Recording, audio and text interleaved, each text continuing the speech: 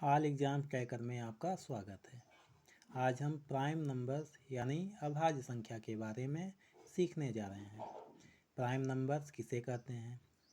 जो संख्या 1 से विभाजित हो या अपने आप से, तो उसे अभाज्य संख्या कहते हैं। यानी जो संख्या 1 से कटे या अपने आप से कटे और किसी संख्या से न कटे तो वे संख्याएं अभाज्य संख्याएं कहलाती हैं। जैसे 2, 3, 5, 7, 11, 13, 17, 19, 23, 29, 31, 37, 41, 43, 47, 53, 59, 61, 67, 71, 73, 79, 83, 89, 97। यह सभी अभाज्य संख्याएं हैं जो 1 और अपने आप से ही कटेंगी और किसी संख्या से विभाजित नहीं होंगी। इसकी कुछ विशेषताएं हैं।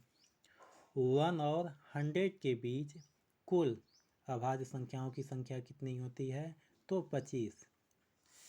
सबसे छोटी अभाज्य संख्या क्या होती है? तो सबसे छोटी अभाज्य संख्या 2 होती है। यदि पूछ लिया जाए सबसे छोटी सम अभाज्य संख्या क्या होती है? तो सबसे छोटी सम अभाज्य संख्या 2 होती है। सबसे बड़ी सम अभाज्य संख्या क्या होती है? तो सबसे बड़ी सम अभाज्य संख्या नहीं होती है। सबसे छोटी विषम अभाज्य संख्या क्या है?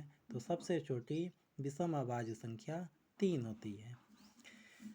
सबसे बड़ी विषम अभाज्य संख्या क्या है? तो सबसे बड़ी विषम अभाज्य संख्या नहीं होती है। सभी अभाज्य संख्याएं प्राकृतिक संख्या के अंतर्गत आती हैं। क्यों? क्योंकि प्राकृतिक संख्या 1 से प्रारंभ होती है और कभी समाप्त नहीं होती है। इसीलिए सभी अभाज्य संख्याएं प्राकृतिक संख्या के अंतर्गत आ जाती हैं। इसलिए सभी अभाज्य संख्याओं को हम प्राकृतिक संख्या कह सकते हैं।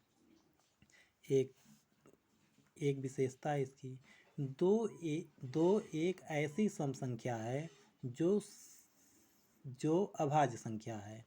उसके अलावा कोई भी सम संख्या अभाज्य संख्या नहीं होती है। अतः